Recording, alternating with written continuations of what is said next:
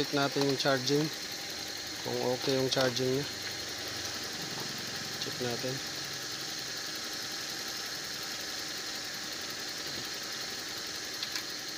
Monitor natin yung charging. So, yung charging niya, ayan.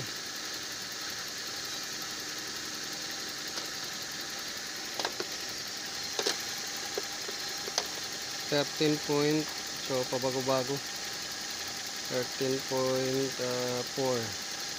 So normal naman yung charging niya. Pero ating ayan rev. So naka-indicate dito sa charging, good ang charging niya.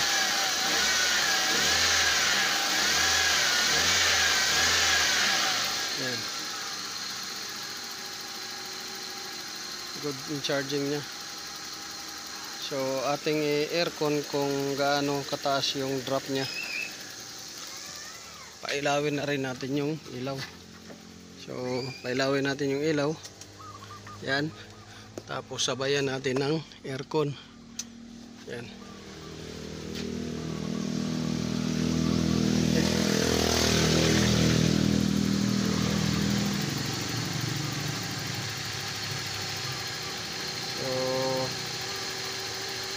Ito siya, mababa lang yung storage battery niya dahil ito mahina na rin tong battery na to.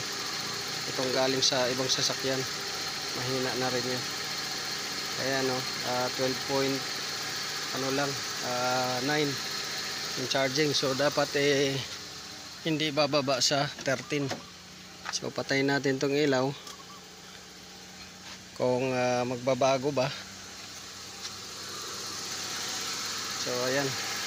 So pag may mga ilaw na hindi na niya kaya. Ayan. Naka-engage yung aircon to. Naka-engage. So karga natin dahil mababa yung mababa lang yung preyon.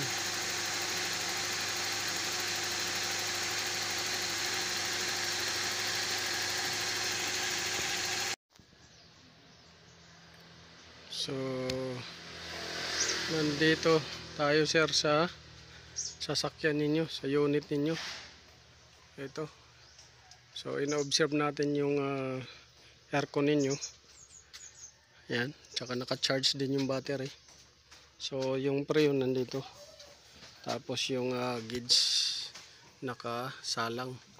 So i-observe ko to dahil may naririnig akong ingay doon sa may evaporator.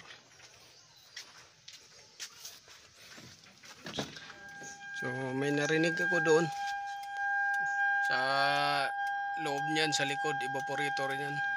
So i-confirm ko muna yan kung dyan yung yung maingay, kung dyan yung nag-iingay. So bumaba kasi konti ng preyon, kaya ito nakasalang yung preyon nya at saka yung gauge. Tapos tina-charge ko muna to para maka-start. So hiniram lang natin to sa ibang sasakyan muna, yung NS60 ito na battery. So yun, check natin kung anong nangyari doon sa maingay na yun, kung singaw ba yun o hindi. So observe natin dito kung ano bang nangyari, kasi parang may naririnig ako dito sa kabila. May naririnig ako ingay.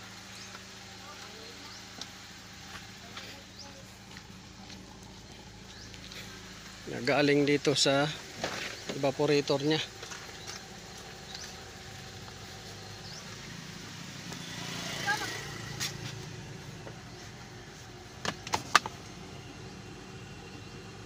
So mayroon nga yan maririnig niyo. May ingay dito sa evaporator nya. So confirm na mayroong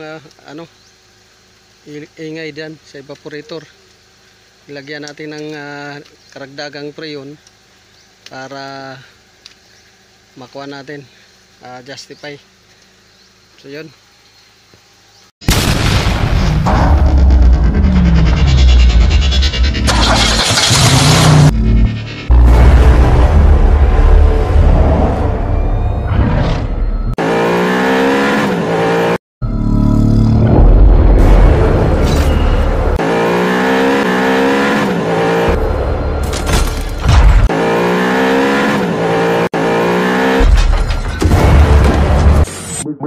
Make